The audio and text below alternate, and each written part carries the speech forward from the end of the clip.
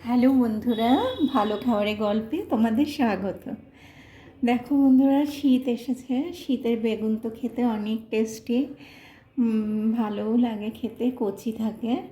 তো শীতকালে বেগুন পোড়াটা খুবই ভালো লাগে। দেখো, আজকে আমি একটু বেগুন পোড়াবো। এই যে এখানে দুটো বেগুন নিয়ে নিয়েছি। এবার বেগুনগুলোতে আমি একটুখানি এই দেখো সর্ষের তেল নিয়ে নিয়েছি, সর্ষের তেল মাখিয়ে দিচ্ছি। সবাই কিভাবে পোড়াও আমি জানি না, তোমরা জানিও। আমরা এভাবেই পোড়াই, ছোটোবেলায় দেখেছিলাম ঠাকুমা মা এভাবেই পোড়াতো, তো আমরা এভাবেই পোড়াই। দেখো, আমি গ্যাস জ্বালিয়ে বেগুনটা গ্যাসের উপরে রেখে দিয়েছি, কারণ আমাদের তো উনুন নেই, উনুনে পোড়ালে বেশি ভালো হয়। তো এভাবেই গ্যাসে একটা একটা করে সাইড পুড়িয়ে নেব। আমি দিয়েছি এভাবে, ওই দিকটা হলে তারপরে আমি আবার উল্টে দেব। এই যে আমি নিচের দিকটা আগে করে নিচ্ছি, তারপরে উপরের দিকটা একটু দেব। দেখো বন্ধুরা, এই যে আমি বেগুনগুলোকে এভাবে পুড়িয়ে নিয়েছি। এবার এগুলোকে একটু জল দিয়ে ধুয়ে নিচ্ছি। দেখো, আমি একটু জল দিয়ে ধুয়ে নিয়েছি। এবার আমি খোসাগুলোকে ছাড়িয়ে নিচ্ছি।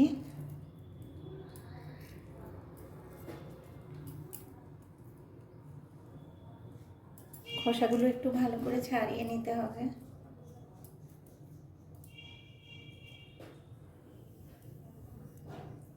পাশে একটুখানি জল নিয়ে নিও, হাতটা একটু ধুয়ে নিলে ভালো হবে, তাহলে এই পোড়া খোসাগুলো বেগুনে লেগে যাবে না। দেখো, আমি এই যে পুরো বেগুনের খোসাটা ছাড়িয়ে নিয়েছি একদম পরিষ্কার করে। এবার এদিক দিয়ে একটুখানি আমি এই যে এখানে নিয়ে নিচ্ছি, এইভাবে এই বেগুনটাকেও ছাড়িয়ে নিচ্ছি। দেখো বন্ধুরা, আমি বেগুনগুলোকে একদম পরিষ্কার করে খোসা ছাড়িয়ে নিয়েছি। এবার এগুলোকে একটু ভাগ করে দিচ্ছি। দেখো, বেগুন অনেক সময় মেখেও খাওয়া যায়। আজকে আমি মাখবো না, আজকে একটু আমি বেগুন ভর্তা বানাবো, তো সেটা তোমাদেরকে দেখাবো। বেগুন তো এমনি মেখে আমরা কাঁচা তেল, ধনেপাতা, কাঁচা সর্ষের তেল অবশ্যই, ধনেপাতা, নুন, কাঁচা লঙ্কা দিয়ে মাখি, বা কেউ কাঁচা পেঁয়াজ টমেটো দিয়েও মাখে, সেটাও ভীষণই ভালো লাগে খেতে। কিন্তু আজকে আমি তোমাদেরকে একটুখানি বেগুনটা ভর্তা করে বানিয়ে দেখাবো। আগে তো আমাদের শিলনোড়া ছিল মাদের সময়ে, কিন্তু এখন তো আমরা শিলনোড়া ইউজই করি না। তো সেই জন্য আর কি আমি একটুখানি এটা ঠান্ডা করে মিক্সিতে জাস্ট অল্প করে একটুখানি গ্রাইন্ড করে নেব, ম্যাশ করে নেব। মানে বেশি কিন্তু একদম করব না, বেশি করলে খেতে ভালো লাগবে না যদি একদম পলিশ হয়ে যায়। তো এটাকে আড়া আড়া করে আমি একটুখানি জাস্ট একটা ঘুরিয়ে নেব আর কি। এটা একটু ঠান্ডা করে নিয়ে আগে তারপরে মিক্সিতে করব। দেখো বন্ধুরা, আমি এইভাবে করে নিয়েছি। দেখো, একদম খুব ম্যাশ করবে না। এই যে দেখো, খুবই একটু জাস্ট 1 সেকেন্ড মানে মিক্সিতে করে নিয়েছি, এমনি হয়েছে। দেখো দেখো, আমি কড়াই বসিয়ে দিয়েছি। আমি কিন্তু কড়াইতে কিছু দিইনি, খালি কড়াইতে বেগুনটা দিয়ে দিচ্ছি।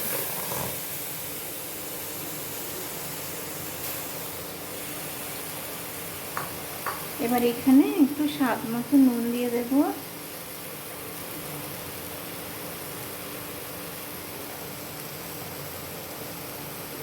আর হলুদ ইচ্ছে তোমরা দিতেও পারো, নাও দিতে পারো, আমি অল্প করে একটু দিলাম।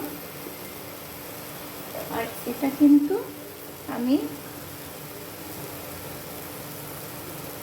কাঁচা লঙ্কাই দেব।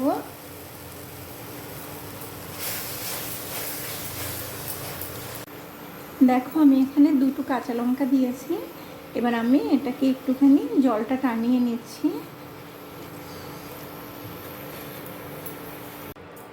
দেখো বন্ধুরা, কত অল্প হয়ে গেছে, জলটা একদম টেনে নিয়েছে। আমি এখানে 3টে বেগুন দিয়েছিলাম, এখন মনে হচ্ছে আরও 3টে লাগবে, আরও 3টে দিলে বোধহয় আর কিছুটা হতো। যাই হোক, তোমাদেরকে দেখাচ্ছি। এবার আমি এটাকে নামিয়ে নিচ্ছি। জলটা দেখো একদম টেনে গেছে।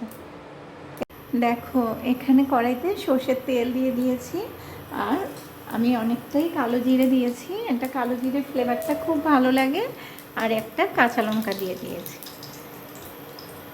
এবার কালো জিরেটা খুব সুন্দর গন্ধ ছেড়েছে। এবার এই যে বেগুনটা দিয়ে দিচ্ছি।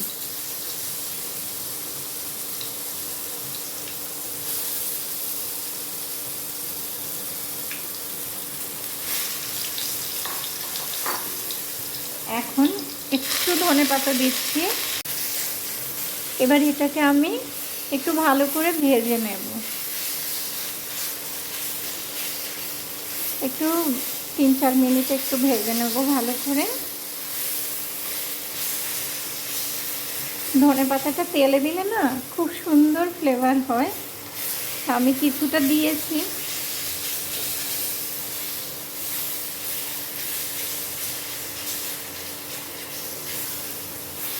দেখো বন্ধুরা, একদম টেনে গেছে এটা, কড়াইতে আর লাগছেই না।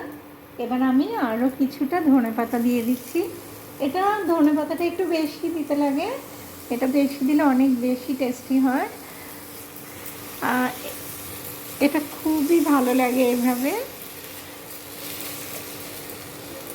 একবার না আমাদের বাড়িতে রাজস্থান থেকে একজন এসেছিল, এমনি করে বানিয়ে দিয়েছিলাম, উনি রুটি দিয়ে খেয়েছিল। এত ভালো লেগেছে ভদ্রলোকের, উনি পুরো রেসিপিটা আমার থেকে জেনে গেছিল।